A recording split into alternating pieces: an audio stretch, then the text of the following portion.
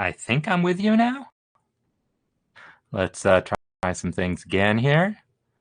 Give me a couple moments to reset some stuff.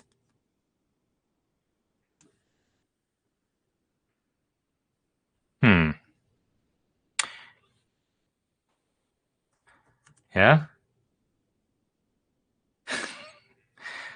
Couple more moments, sorry. Sigh. All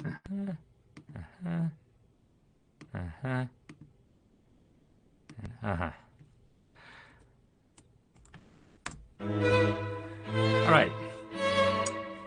I'm going to talk, and then I'm going to check and see if you can hear me. But this is Marc Sabatella, and this is the Music Masterclass. Okay.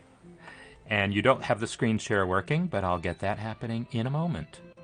So, this is where we're going to talk about making music as soon as I work out all the crazy tech stuff that's the bane of my existence. There we go. Better? Ha! All right. Always something, always something. Totally unrelated to the audio issues I was having before. No idea what's going on, but whatever. Here we are.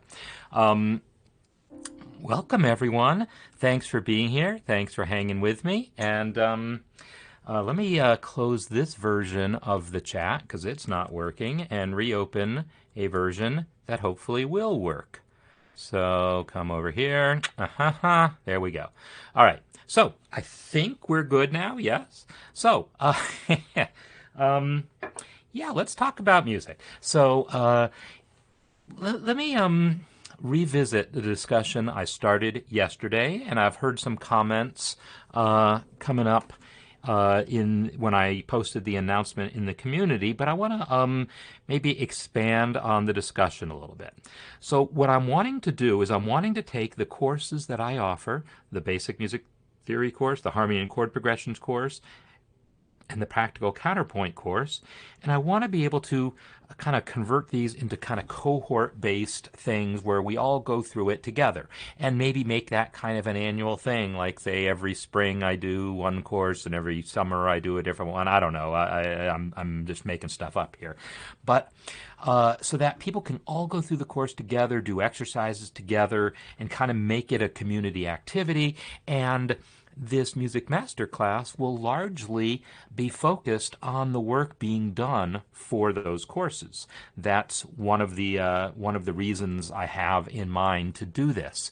And so I guess what I'm curious about, for anyone who didn't already respond in the community, feel free to respond there. Feel free also to just drop comments in the chat here about these ideas. So, in the announcement, I talked about what the courses were, gave you links to them so you can see the summaries, and I'm wanting to be able to focus on music we can, that large numbers of people can relate to in these masterclass sessions. Music that, I was working on something similar, and let's see how those things are going, because I feel like that's going to be very useful. On the other hand, having certain weeks where we just look at random pieces that people have written and talk about those is also useful. So we're going to do some of each, and also just the coursework, the lessons that I post as part of this musicianship projects. The different projects that I assign there will be focuses. So I want to be able to have some sessions devoted to those musicianship projects, some to that coursework, and then some kind of open free-for-all kind of whatever. So this is what I'm thinking about, and I would love to get your feedback. So feel free to either be commenting in the chat about any of these ideas or interacting there in the community later. But yeah, I want to make everything as useful as possible to the most people that I can, and just have things just basically work well. That's always my goal. So as far as today goes, I'm gonna hop over to the community, and just grab some music, and we're going to talk about it, all right? So, another thing that I always want to do is be able to choose some music ahead of time and sort of announce what it's going to be, let people be prepared for that. And sometimes that works out, and sometimes it just doesn't. And I feel like the more music we have to work with, the better this process of sort of pre-selecting music will go, because then on Monday when I'm putting together my schedule, I have a selection to look at. So anyhow, there's all sorts of things that I'm trying to sort of make happen here. So I do want to bring up Richard's question here. Richard, I don't know if you're here now or not, but I do want to, he had asked during office hours about composers to help introduce one to classical music. And Fernando Sor was mentioned, S-O-R, as one composer that they thought he would be interested in. And, everyone's going to come from different places. And so, Richard, if you're here, you could tell us more about your background. But as he's saying, he's coming to music late in life. And I know he's coming at it both playing, mostly playing guitar and also piano, and dealing with these two and trying to wrap his brain around, music in general and really learn music, as someone who's listened to music and but now is really wanting to play it. And so his coming at it, I believe, from a point of having heard popular music all his life, but also is getting into jazz and trying to get into classical music and just looking for some recommendations. So let's get him some recommendations, shall we? Get some happening in the chat here, and feel free to just reply to his comment here in the community, his post here in the community, just with some recommendations of music. And the thing is, if you don't know someone really well and you don't know what they might be interested in, that's okay. That's often useful, but sometimes just, here's who I liked. That can be useful also. So, by all means, let's get some recommendations here. And what I want to do here is flip over to the music sharing, share your music space here, and we're just going to grab a couple of pieces. And I think for Richard's perspective, he's less interested in music to play than he is music to listen to at first. But that is definitely a consideration also. So I'm looking at a number of pieces here, and I kind of want to talk about Jim's sketches here, because Jim's been doing some kind of interesting work and just playing with sounds. And in other words, playing with sounds, like trying to understand, well, how do these sounds work? How do the Muse sounds work? How do the VST instruments work? How do the VST effects work? And he's really doing an interesting set of little pieces that, as far as I know, are designed kind of to be test pieces for sounds, and then try to make them interesting music also. And I love that. I absolutely love that. Every time I do any sort of demonstration that's a technical demonstration, I want it to be musical. And that's how I ended up writing Reunion, right? I can't remember how it goes. Something like that, right? And this was just written as a demo piece for MuseScore, just to show the notation, but I wanted it to sound good also, right? And or if you watched yesterday's MuseScore Cafe, the choral piece that I wrote, I wanted it to to show how to enter choral music into MuseScore, but wanted to make it be music also, right? And so I have a feeling that this is where Jim is coming from with this. And Jim, if you're here, feel free to be commenting further. But I'm just going to play through this piece here on MuseScore.com and talk about a little bit about what's going on here. So let's listen to this piece here. Let me get the volume at my normal level here, and let's go.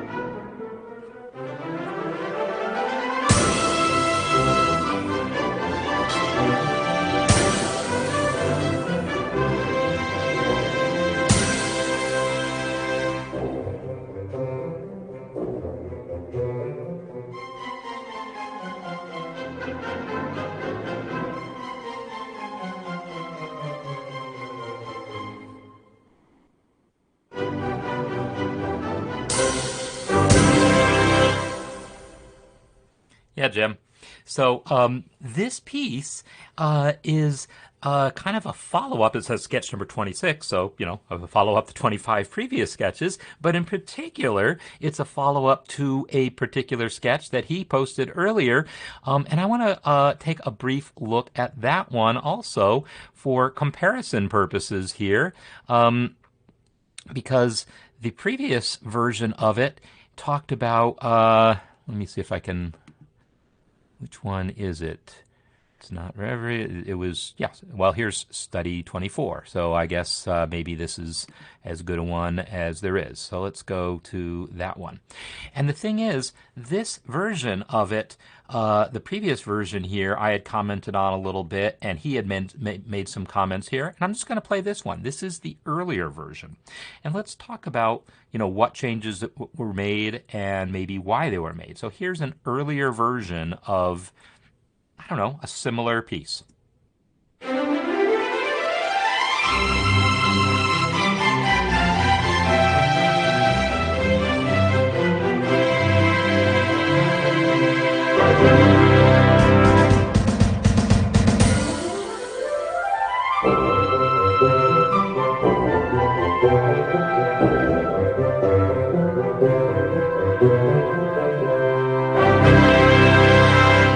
I'm going to pause it there because this is actually a version where he's just looking at individual little phrases. He's had several different versions of this up here, and I suppose if I kept hunting, I would find the version that I'm actually looking for, which is a version that has it's a full version of the thing. Yeah, and of course I'm not going to know where it is, unfortunately. But it was like the longer version, and it had an introduction and then other pieces to it that wasn't just that 4-bar phrase. But in any case, let's talk about the development of this idea here. So let me just poke over here and see if I see any other comments from Jim here. But so one of the comments that I had made had to do with this introductory figure here, where not the left hand, but the low woodwinds is right. This is a C major triad, and then the next phrase that he has here goes to a right. This is a diminished triad. And one of the comments that I had was about the use of that and the fact that putting this tritone like that low in the bass, I had described as kind of harsh and dissonant sounding. And that's not necessarily a bad thing. You sometimes want harsh, dissonant sounds, but it wasn't where he had it in the piece. It was like the second measure. I was like, I'm not sure if it's really preparing me for what happens next. And so I can see that he has now adjusted this some so that we hear more of the consonant sound before we hear that dissonant sound, and he's also toned down the dissonance here, because when he had this, he had a C natural sitting above it. So he has this he had a tritone down here and then a C on top. So we have this interval here, which is very dissonant. This interval is basically a minor second plus some number of octaves. Minor seconds can be quite beautiful in the right context. Minor ninths, where you take a minor second and add one or more octaves. Technically, that's a ninth. I guess that's a, 16th. Or I don't remember how to do the math on that. Base 0 versus base 1. But in any case, a minor second plus a number of intervals is extremely dissonant. And when you combine that with having a tritone on the bottom plus that minor ninth, and that tritone being very low. I want to talk about that in a second. That's why I was commenting about the harshness of it. And so he's done a number of things that kind of tone that down while still creating tension. And that is what I would say is your goal in creating music. You want tension. Tension is good in music. If we wanted music with no tension, it would be this. For minutes on end. There would be no tension. The only tension would come from being bored and wanting to leave the room. But we want tension. Right? That's why we have right? We go to this other chord to create a sense of, hey, I've gone somewhere, now bring me home, right? It's the same reason we don't normally stay locked up in our bedroom all day long. Yeah, it's a great place to come home to, but we do like to go out and do other things normally, right? I mean, obviously, if you're, in a situation where that's what you got to do is stay in bed, then that is now you figure out how to create your tension and release within there. So this idea that we want to create a certain type of tension to have these adventures and then have a safe place to come home to. This is like an important part of music. And circling back to my idea, my talking about these different courses, I would say the harmony and chord progressions course really delves into that in more detail, the idea of tension and release and what builds tension and then how we release that tension. The counterpoint course also deals with that from another aspect. So this idea of building tension and how to create it, how to release it is part of those courses. The basic music theory course is more, well, here are the chords. So here's the language you're going to need to know in order to then talk about tension. But let me talk about this. This figure he has written in low woodwinds. So, he's not been specific about what those sounds are, but basically the only woodwind that would be capable of playing that low B there would be a bassoon. In fact, I don't even remember if... Can a regular bassoon do that, or do you need a contrabassoon? I don't know my instrument ranges as well as I should. I'd have to look it up. But I do want to make an observation about tritones in general. Tritones are a dissonant interval. And dissonance, again, it's part of tension and release. We want dissonance. We want to create dissonance so we can release that tension. So we want to create tension and then release the tension.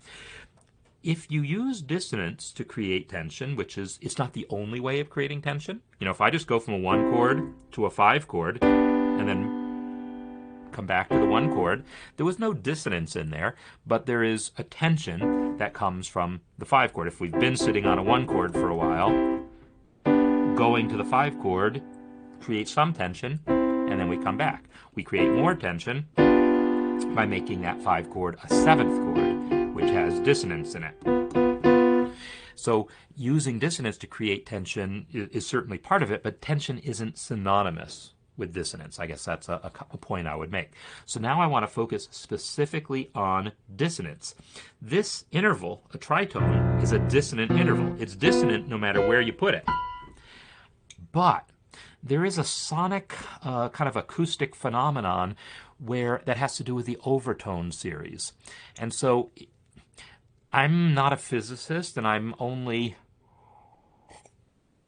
somewhat conversant with how the overtone series actually works, but I can tell you certain things, and if anyone wants to correct me on any scientific points here, have a ball. But this is an electronic instrument, so it's not really going to apply here. But if this was a actual piano, there'd be a vibrating string. When I press that B, right, there will be an actual vibrating string. I don't have a stringed instrument handy. Sometimes I have a ukulele around, but I don't here. It's a vibrating string inside the piano, and it's vibrating a certain number of times a second. That's what makes that B sound. But what makes it sound like a piano is that it's not just a pure physically perfect sine wave vibrating at that 103 cycles per second or whatever the number is. This is 440, that's 220, this is 110. So actually this would be probably 120 something, I don't know. But it's not just this perfect vibration that's going exactly that number of times per second. It's also vibrating in what are called overtones. So when a string vibrates, it's also vibrating at each half of the string. There's like a node, like the length of the string, halfway down the string, it's also vibrating just that upper portion and just the lower portion. In other words, it's doing like a little figure S as it vibrates. And then also it's doing, each of those halves is also doing separate, cutting in half and so forth. So there's different node points where this string is vibrating, and each of those vibrations is at a different frequency. And there's mathematical things that apply to how all this works. The upshot of it is, whenever you play a note, we're also hearing this note faintly. It's part of how this string is vibrating. This string is vibrating with this note also. It's also vibrating at that frequency. So the first, what's called overtone, is an octave above. The next one is a fifth above. The next one's a fourth above. And yes, harmonics on guitar are exactly that. These are these node points, the places where you can lightly touch a string and sort of force it to only vibrate in those sections, and it will still vibrate freely in those sections, but the full string won't vibrate anymore. By touching these node points on a vibrating string, you are basically muting the fundamental frequency and only hearing the overtones. That's, again, an approximation of the physical reality of what's happening. So you get the first overtone is an octave up, and that's if you stop it at the 1/3 point. I mean the 1/2 point. If you stop it at the third point, you get this. It's an octave plus a fifth. If you stop it at the 1/4 point, you get 2 octaves. And then the next overtone is around here, and then here, right? So there's certain overtones that basically cause every string to vibrate in a way which you can hear the perfect fifth pretty strongly in that string. And you can also hear a major third reasonably strongly also. That when you hear a string vibrate, you are in some sense hearing a major chord on that string. But most of the rest of the note is most of those pitches you're hearing very, very faintly. But what happens is the lower you play a note, the more these overtones are now like in an audible range. Like if I play this note here, by the time I get to that major third, and then there's some dissonance that happens around here, it's really high, and the actual volume of that note is much quieter. So we're barely hearing these dissonances when a string vibrates if we start here. But if we start low on the piano, then these overtones become in kind of our wheelhouse. This is where the ear is most attuned to, because it's attuned to hear the human voice. And so it's going to be overly sensitive to frequencies around this area, this kind of general area here around middle C.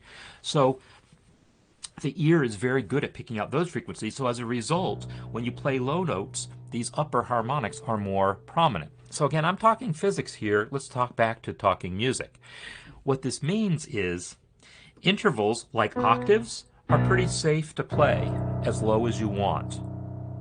And I'm going to address Dave's comment here about what Jim is doing. And yeah, he has been playing with the Spitfire instruments. These are VST instruments, and they have some patches that allow you to combine, just like samples of multiple instruments. You don't really have control over what they are, but it's like preset woodwind, generic woodwind combinations. But if it's only a bassoon that can play that note, then I guarantee when you get to that point in the sample, you're only hearing a bassoon. When you play this note with a generic woodwind patch, you're probably hearing a blend of bassoons and clarinets. When you get up here, you're probably hearing a blend of oboes and flutes and clarinets and so forth. But if you get down to the low notes, probably all you're hearing is the bassoons, because those are really the only, also if the saxophones are part of it, then you've got baritone sax, bass sax, and other low instruments. But as far as the commonly used instruments in an orchestral setting, bassoons are the only ones that are going to be down here. So everything I talked about with strings applies just as well to vibrating air columns, vibrating reeds, vibrating lips on a mouthpiece. All the wind instruments also have the same idea that when you play a note, you're also producing all of these upper harmonics. And what this means is if you play octaves low on any instrument, it's going to sound good. That the harmonics are going to line up nicely. So now I'm going to kind of wave my hands and not get too much into the physics, because I won't be able to explain it well anyhow.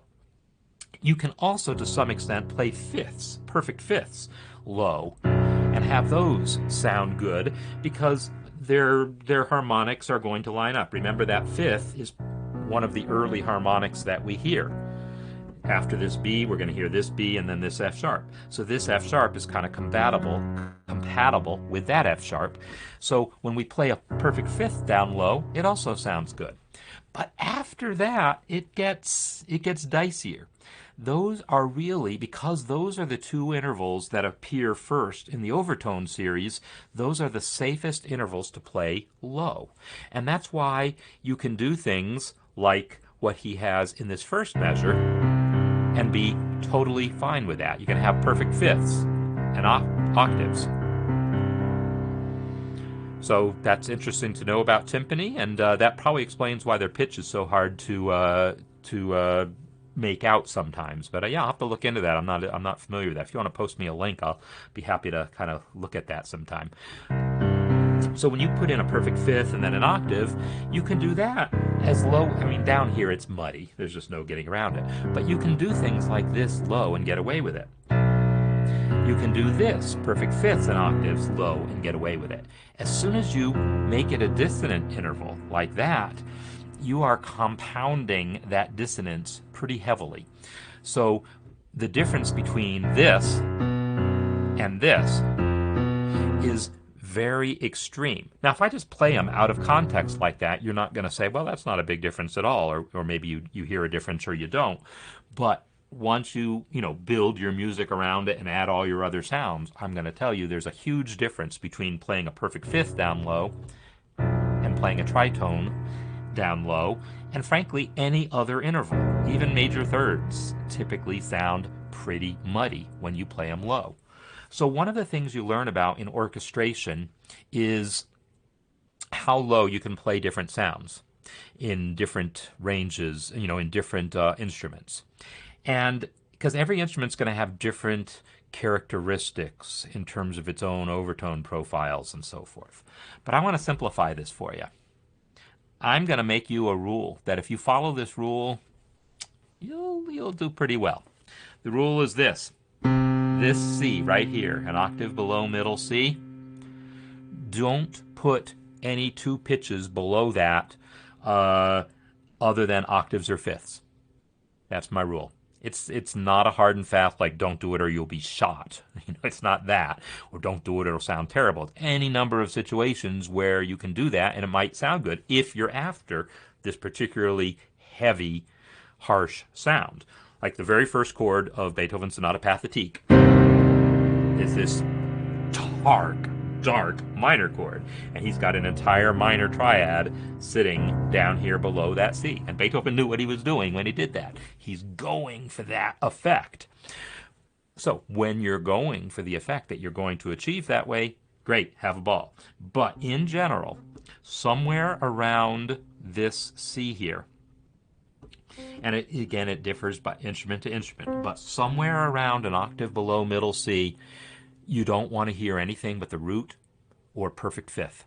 So you can hear the root of a chord as low as you want. You can put the fifth of the chord, if it's a perfect fifth, down low. You can put any bass note down low. Like if you wanted to play a C chord in first inversion, I can do that down here. I just don't want to put two different notes. So I don't want to do this. I don't want two different notes lower than that C, other than the root and the fifth. So those are the safe notes. So, and fifths, if they're perfect fifths. If you got a diminished chord like he has here, then this is going to create that really, really dark sound. And so clearly, when I made the comment about like it felt a little harsh, he adjusted things some to lessen it, but he didn't completely eliminate it because I think he wanted that darkness. And by all means, if Beethoven can write this, Jim Ivey can write that, right? But the point is to be cognizant of how that all plays in. So anyhow, I talk about that, and I spent a lot of time talking about that one note because having that level of intimate understanding of individual sounds and the effect that they have and what variables you can control and how you can control them, this, over and over again, is how you write music, right? I mean, it's it's thinking about things like, wait a minute, there's something a little dissonant here, what's going on, and recognizing it has to do with tritones sounding very low. So, and then saying, well, okay, can I keep the darkness that I want, but make it a little less harsh by maybe eliminating that C? And I think that's what Jim decided to do, kept the tritone down low, eliminated the C. So, anyhow, that's a lot of talk about that one measure.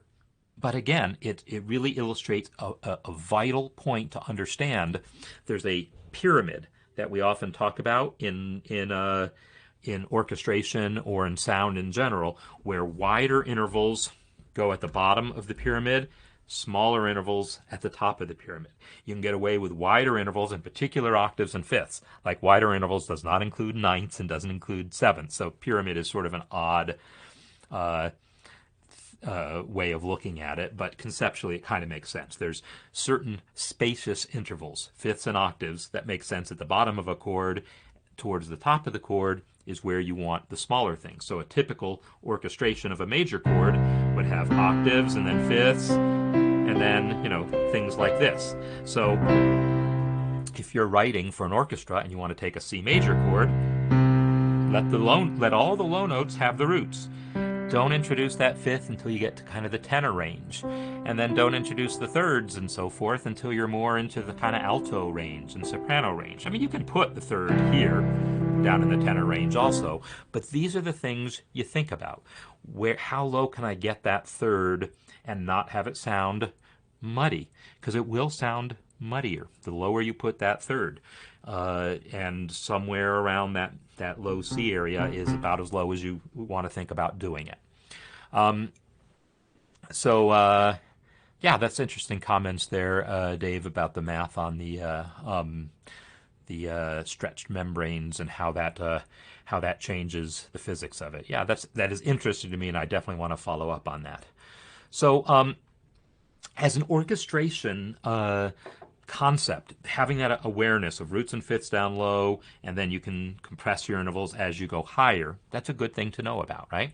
I want to make one other observation that relates directly to that, and that's this passage here.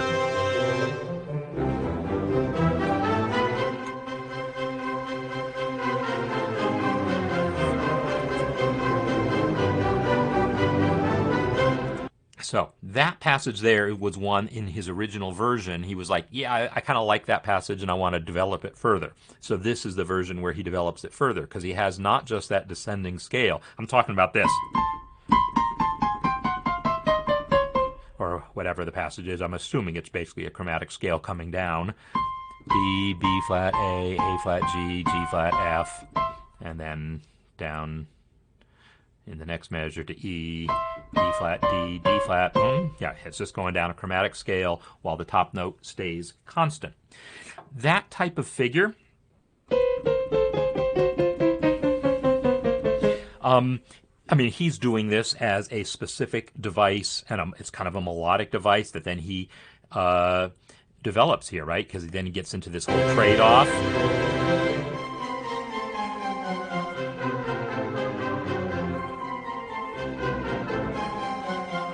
Right? And he's starting to play with these figures in different ways. And that's what he meant by saying, yeah, I want to develop that further. And so this was his idea of developing it further. And then he's like, well, what happens if I go up? So now he's taking that figure and having it ascend, but without the repeating note on top. And I'm not sure why he decided not to keep the repeating note when the scale went up, maybe to kind of transition, to ease the transition back into the main part of the piece. This figure, though, this descending figure with a constant, one note staying constant, this has a name in the arranging world. At least in my corner of the arranging world, it's referred to as a peel-off. It's usually some variation of that, and it's called a peel-off because as it's typically done, you'll have, like right now, it's like two fingers on a piano, but imagine these are two actual woodwinds, and there's two clarinets, say, both playing the C.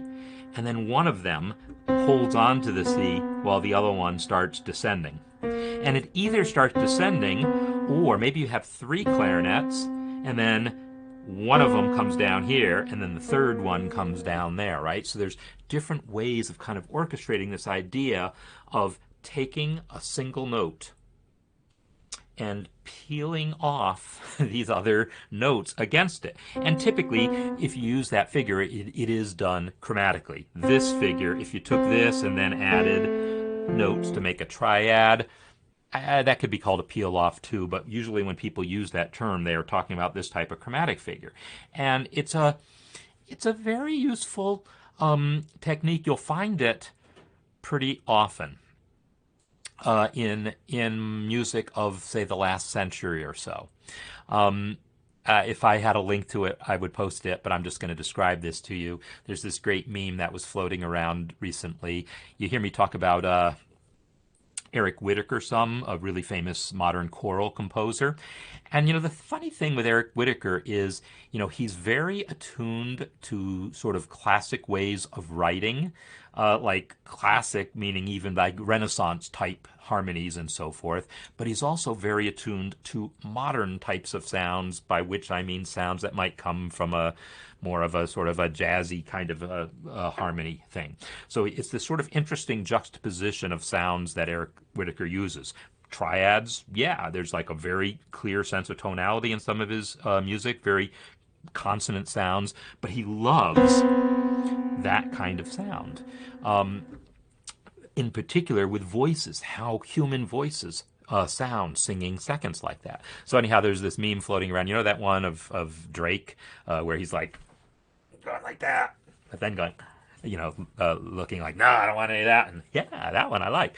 So there's a meme like that where Drake's face is replaced with Eric Whitacre's face going on a major triad, and then on a minor second going, yeah, I like that one. So anyhow, so Eric Whitacre is someone who has probably written his share of those kinds of peel-off figures. So this is where Jim said, okay, I'm going to take that peel-off figure and I'm just going to have some fun with it and do some things with it, and then create an ascending line based on it, and then return to my original theme.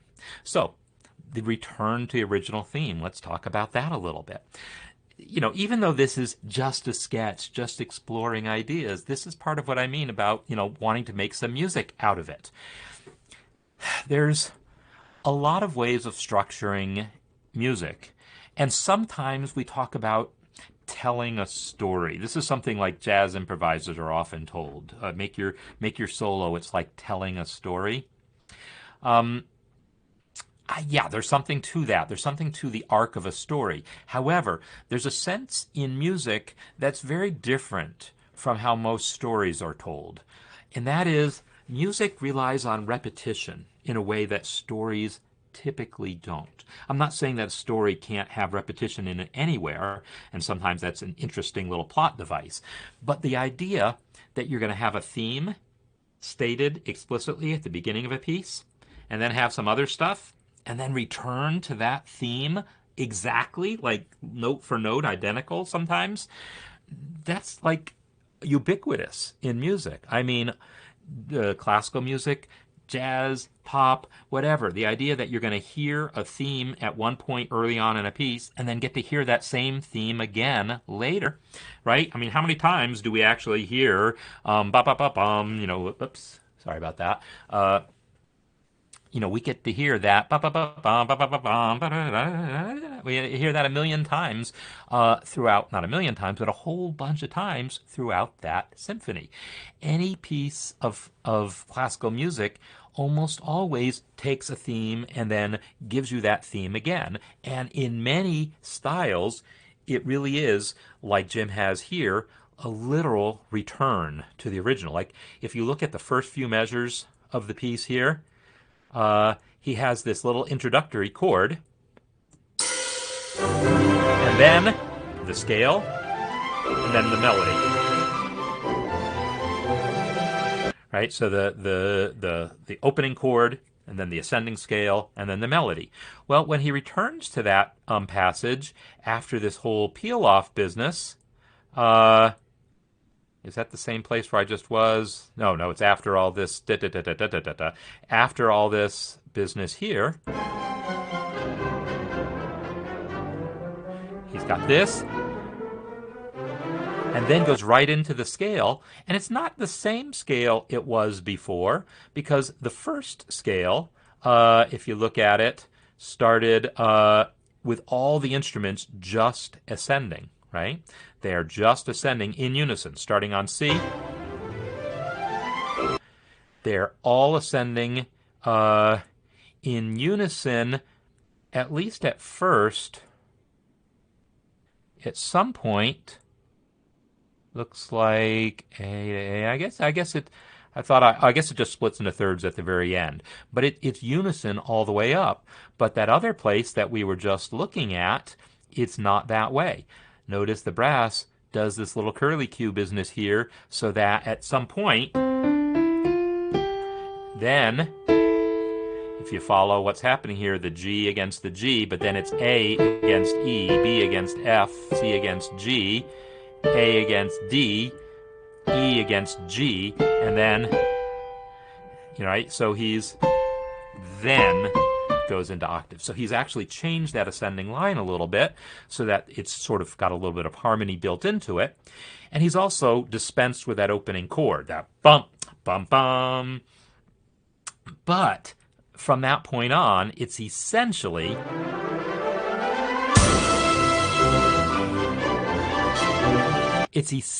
the same thing we heard before, but again, slightly different. This brass line kind of harmonizing wasn't present in the original. But it's basically a recapitulation is the classical term for this, where you return to your original theme. And some recapitulations are literal just copy and paste, or dies al coda, right? It's literally the same music. In anyone who's come from a jazz tradition where you improvise, even if you notate, go back to the beginning, you're going to play it differently because you're improvising a little bit with this. And so it's always going to have a slightly different character on the recapitulation. And I really like that. I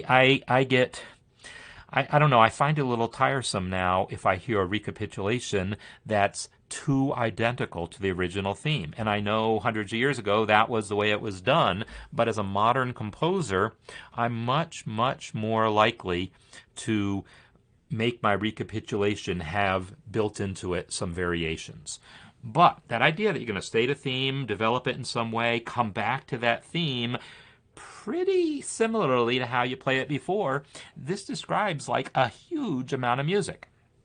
So when you're composing something, and that's why there's all these different forms that exist, right? Sonata form and all these different form names that exist for different ways of organizing when the theme comes back and how it interacts with the other theme. Rondo theme, and if you have A and then go somewhere else, come back to your theme, go somewhere else, come back to your theme, etc. So there's all these different forms that describe the specific way you go about going somewhere else and coming back to the theme, maybe going somewhere else, coming back to the theme.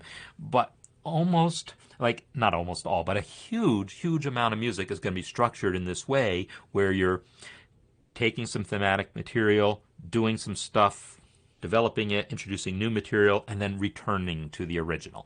So when I talk about the process of composing,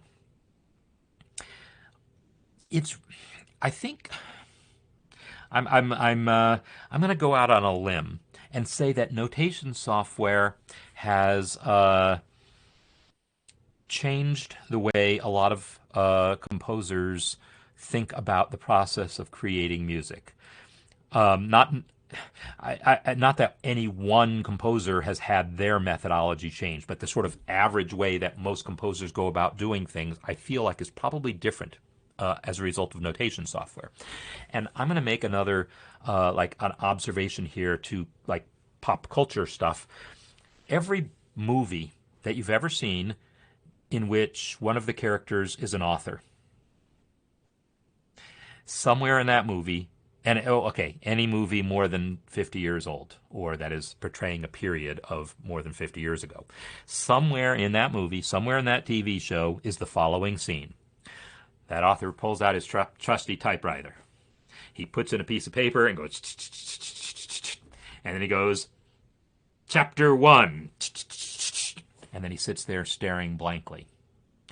This idea that you're going to create a piece by starting thinking about the beginning and then just writing and writing and writing and writing until you're done, that's not really a thing. I mean, it wasn't historically a thing. That was always sort of like, I have to feel like everyone who ever wrote that scene into a movie was in on the joke because they knew they didn't write the movie that way, but they thought it would be clever to show someone else writing that way, and then all the other movie writers, all the other script writers would go, ha ha, he's using that stupid cliche. I don't know. But that's not typically how people write novels. You don't write a novel by writing the first chapter and then waiting to see what happens at the end. I'm not saying it can't be done, but normally there's more of a big picture. You've sort of plotted out what your plot's going to look like, how your character's going to develop, and you sort of start with a big picture structure, and then you start filling in the details, and then you start writing the chapters. And when you write the chapters, you might write them in order, or you might write the last chapter kind of first and then make sure that everything leads to it properly, especially if it's like a mystery or something and you want to make sure that you understand who done it before you start writing the book, right? So music traditionally is approached that same way, where we don't necessarily start writing measure 1 and then just keep writing until we're done. Because when you do that, you end up with this sort of, similarly to if you tried to write a book that way, it typically starts to meander, and getting that stuff in where you're like reusing the themes in sort of intelligent ways that feel like they're naturally placed, that typically doesn't happen. It's if you try to bring it in and you haven't thought about where you're going to rebring that theme in, chances are you're going to bring it in way too early or way too late, because the process of writing that piece is very different than the process of listening to it, right? The process of writing 2 minutes of music might take you days. And then you might think, oh, people are ready for that theme to come back. But in reality, it's only been 2 minutes. Maybe they're not ready for the theme to come back, right? That requires this stepping back, looking at the big picture. And so I feel like with notation software, people tend to get wrapped up in those details and start writing one measure at a time, like the guy with the typewriter, and don't step back enough to think about these big pictures. So I'm not saying don't ever write into notation software. I do that also. But the thinking about the big picture, forcing yourself to take a step back and think about how you want to do these sorts of things is definitely something you want to maybe force yourself to do. And Dave, yeah, that's an interesting comment about Dickens and serials. Anytime you publish something as a serial, you're publishing 1 episode a week, then yeah, that's often the case. And of course, TV shows are often structured that way too now. And sometimes they're just episodic and purely episodic, but you can always tell when, like, okay, tonight I'm psyched. You know why I'm psyched? Picard, season 3. So anyone who's a Trekkie, you know that there's a new TV series based on Captain Jean-Luc Picard, and they've had 2 seasons already. Tonight is the start of season 3 of Picard, and I know they didn't, even though it's going to be like I got to wait next week to see episode 2. They didn't like write episode 1 then say, I wonder what should happen next. Even though they're going to come out one at a time like that, the whole season was conceived as a whole.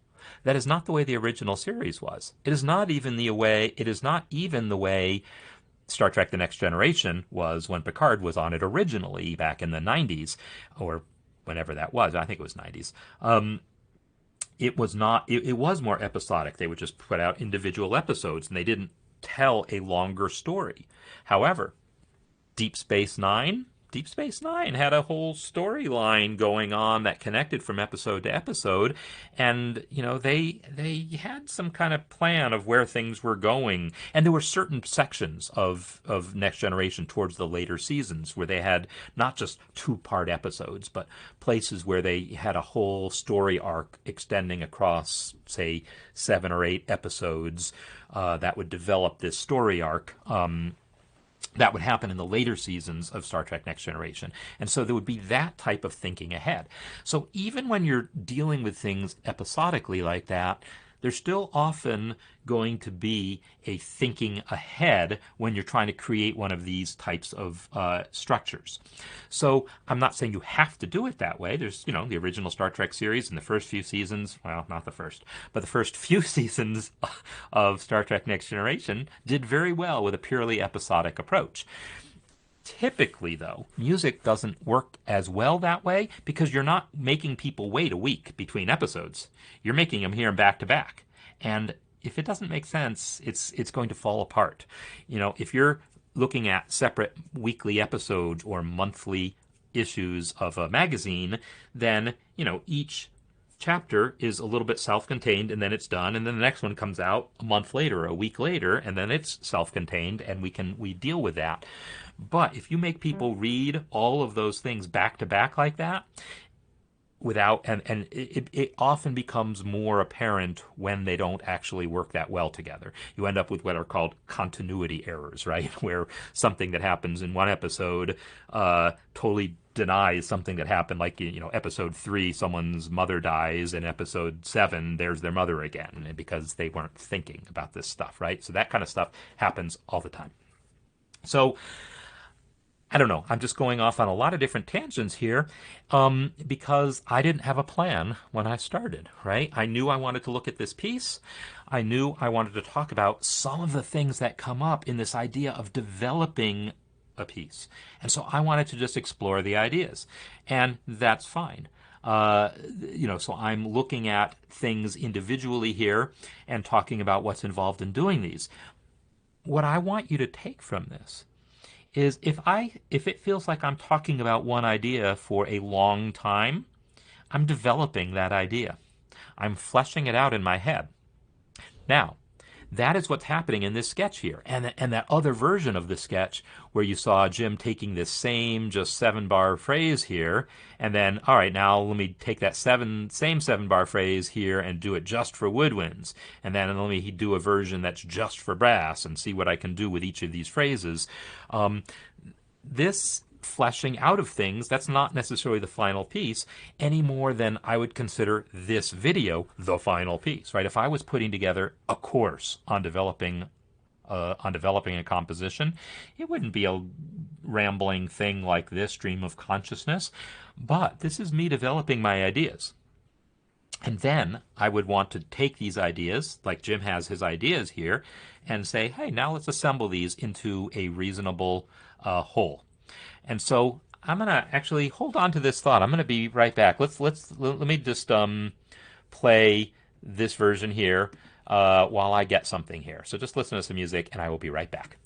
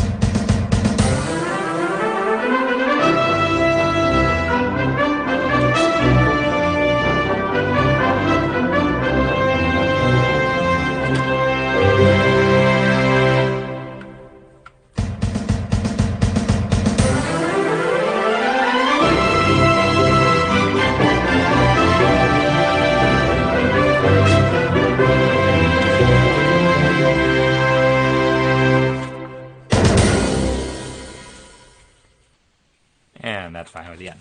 All right. So that was Jim working out some ideas. I want to show you some of my notes for some of my compositions. Some of you have seen some of this stuff before, but you get to see it again. This is how one of my pieces started out. I'm looking at it here, and I think I see which piece it was. It doesn't matter. You can't really read it here, but you can get the gist of it. When I'm starting to write a piece, it often looks like this. So what we have here, I know exactly what this one is. So if I play what I have on the paper here, there's no rhythms.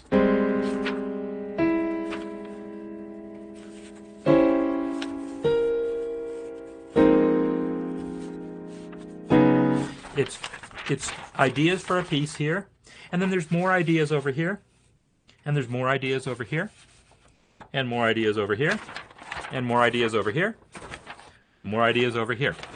This is not the order of the piece. The piece does start off this way, I will say that.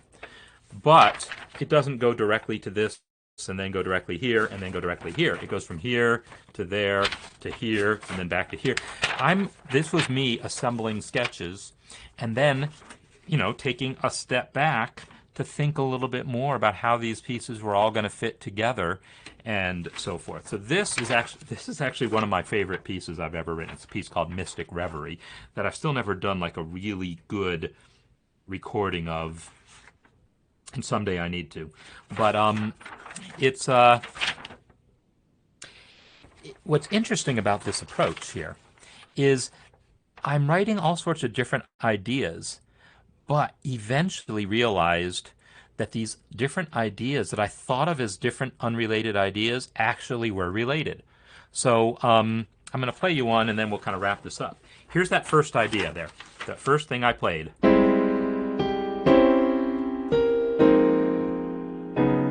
Right? There's idea one. Now check out this idea number two.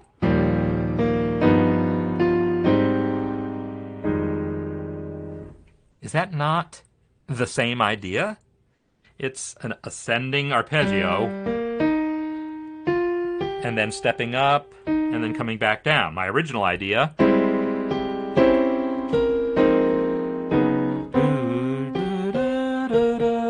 versus they're quite similar. They're in different time signatures, they're, different interval configurations, but the idea is related to each other in ways that I didn't notice when I first wrote the lines. But later on, as I saw how they were related, I was then able to figure out interesting ways of connecting them. So that sort of stuff happens all the time if you allow yourself the luxury of not assembling the final piece until you've really collected your ideas, collected your thoughts, and given yourself time to think about the big picture. So, anyhow, those are some of the things that came up in checking out these sketches. Some of it's talking about the handling of dissonance and orchestration. Some of it's talking about developing of an idea. Some of it's talking about the idea of having a big picture to help you assemble the final piece. These are all interesting things to know about in the process of creating music. And so thanks, Jim, for the sketches that provided the impetus for all this. And thanks all of you for being here and listening and the comments. And Dave, I definitely want to check out some of those links there about the vibrating membranes because I am quite curious about how all that stuff works. Anyhow, let's play out some music here. This has been Marc Sabatella with the Music Masterclass, and we're doing just looking at music.